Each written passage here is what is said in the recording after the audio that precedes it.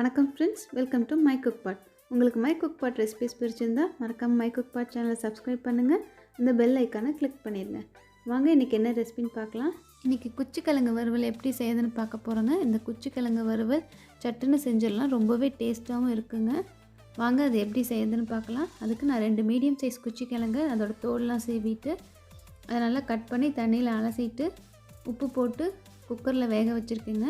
நீங்கள் ஓப்பன் பாட்லேயும் வேக வைக்கலாம். நான் பெரிய பெரிய பீஸாக போட்டிருக்கனால இது ஒரு 4 to 5 விசில் விட்டுருக்கேங்க. நீங்கள் சின்ன சின்ன பீஸாக போட்டிங்கன்னா ஒரு 1 or 2 விசில்ஸில் ஆஃப் பண்ணிடுங்க, இல்லாட்டி குழஞ்சி போயிடும். பாருங்கள், நல்லா வெந்துருச்சு.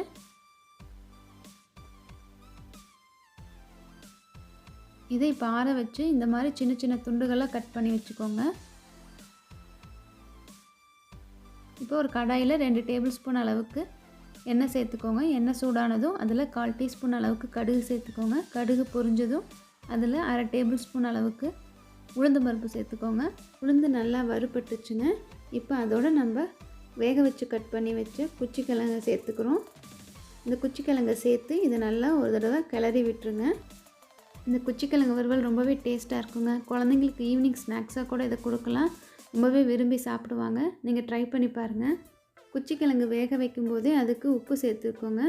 இப்போ உப்பு பத்தலைன்னா கொஞ்சமாக உப்பு சேர்த்து நல்லா அதை கிளறி விட்டுருங்க.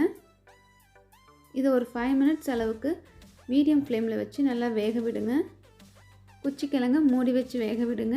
இடையில கிளறி விடுங்க, அடிப்பிடிக்காது. நம்ம வேக வச்சு சேர்க்கறனால பெருசாக அடிப்பிடிக்காதுங்க. இதில் பாருங்கள், அடிப்பிடிக்கல பெருசாக. 5 நிமிஷம் நல்லா வெந்துருச்சுங்க. இப்போ காரத்துக்கு மிளகாத்தூள் சேர்த்துக்கிறேன். உங்கள் காரத்துக்கு ஏற்ற மாதிரி நீங்கள் சேர்த்துக்கோங்க.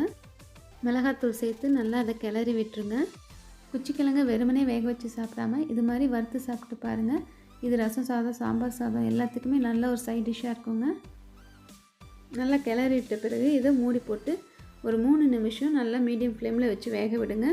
இடையில கிளறி விடுங்க. நல்லா மொறுமொறுன்னு வெந்துருச்சுங்க. இப்போ இதுக்கு கொஞ்சமாக கருவேப்பிலை கூடவே கொஞ்சம் பெருங்காயத்தூள் சேர்த்து நல்லா கிளறி விடுங்க.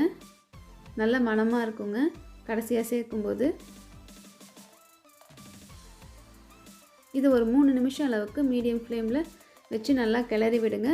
கொஞ்சம் ரோஸ்ட் ஆகிடும் நல்லா. பாருங்கள், அடிப்பிடிக்கவே இல்லை. அவ்வளோதாங்க, சட்டுன்னு குச்சிக்கிழங்கு வறுவல் ரெடி பண்ணியாச்சு. நீங்களும் இது வீட்டில் ட்ரை பண்ணி பாருங்கள். உங்களுக்கு இந்த ரெசிபி பிடிச்சிருந்தால் மறக்காமல் மை குக் பாட் சேனலை சப்ஸ்கிரைப் பண்ணுங்கள், ஷேர் பண்ணுங்கள், லைக் பண்ணுங்கள். Thank you friends.